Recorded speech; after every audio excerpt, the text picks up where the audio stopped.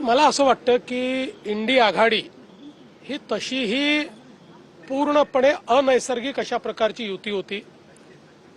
आपल्या राज्यात भांडायचं आणि दिल्लीमध्ये हातात हात घ्यायचे अशा पद्धतीनं केवळ एक अजेंडा होता, मोदीजी हटाव। पण तो अजेंडा भारतातल्या लोकांनी नाकारल्यामुळे इंडी आघाडी फुटणार होती, ती फुटायला सुरुवात झालेली आहे। तुम्ही पण पश्चिम बंगालला जाताय आता, कसं पाहता आणि काय शुभेच्छा? माझ्यासारख्या भाजपच्या कार्यकर्त्याकरता हा अतिशय भावनिक क्षण आहे। कारण आमचे आद्य पुरुष डॉक्टर श्यामा प्रसाद मुखर्जी यांचा बंगाल, अनेक वेळा आम्हाला लोक प्रश्न विचारायचे की श्यामा प्रसाद मुखर्जींच्या बंगालमध्ये तुम्ही का निवडून येत नाही। त्यावेळी आम्हाला देखील मनातनं दुःख व्हायचं। पण मोदीजींच्या नेतृत्वात आणि आमचे होम मिनिस्टर साहेब यांनी जी काही सगळी स्ट्रॅटेजी केली, बंगालमध्ये जे काही आमचे शुभेंदुदा आहेत, आमचे तिथले अध्यक्ष आहेत, या सगळ्यांनी जे काम केलं त्यामुळे एक अनप्रेसिडेंटेड अशा प्रकारचा विजय हा बंगालमध्ये मिळालेला आहे। आणि विशेषतः आज मी श्री शुभेंदू अधिकारी यांचंही मनापासून अभिनंदन करतो। कारण शुभेंदू अधिकारी यांची एकमताने आमच्या लेजिस्लेचर पार्टीचे प्रमुख म्हणून निवड झालेली आहे।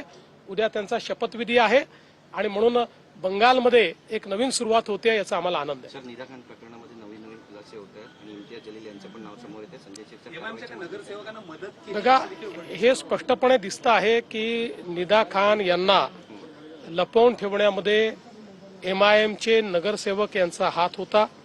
त्यांच्या पाठीमागे कोण कोण होतं हे देखील शोधून काढलं जाईल। अशा प्रकारे कन्व्हर्जन रॅकेटमध्ये ते इन्व्हॉल्ड आहेत का, कन्व्हर्जन रॅकेटला ते मदत करतायत का, त्यांचा आशीर्वाद त्याला आहे काय, सगळं शोधलं जाईल। आज एक ऐतिहासिक दिवस आहे। मुख्यमंत्री महोदयाला मी धन्यवाद देतो, अमितजीला मी धन्यवाद देतो। त्यांची उपस्थितीमध्ये हे ऐतिहासिक दिवसची सुरुवात झाली। पंतप्रधान नरेंद्र मोदीजीची हेच सोच आणि विचारधारा होती की आमच्या देशाचे अग्रणी संस्थांना नवीन आधुनिक युगमध्ये एक नवीन स्वरूपमध्ये देशाच्या जनताच्या सेवामध्ये एक अग्रिम पंक्तीमध्ये लायचे आहेत।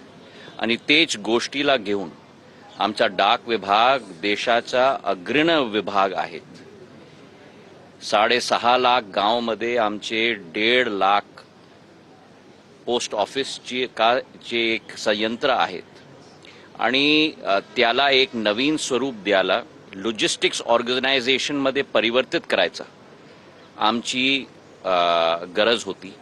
आणि एक नवीन स्ट्रॅटेजीला घेऊन पंतप्रधानांचा आशीर्वाद आहे त्याच्यामध्ये हे एक संगम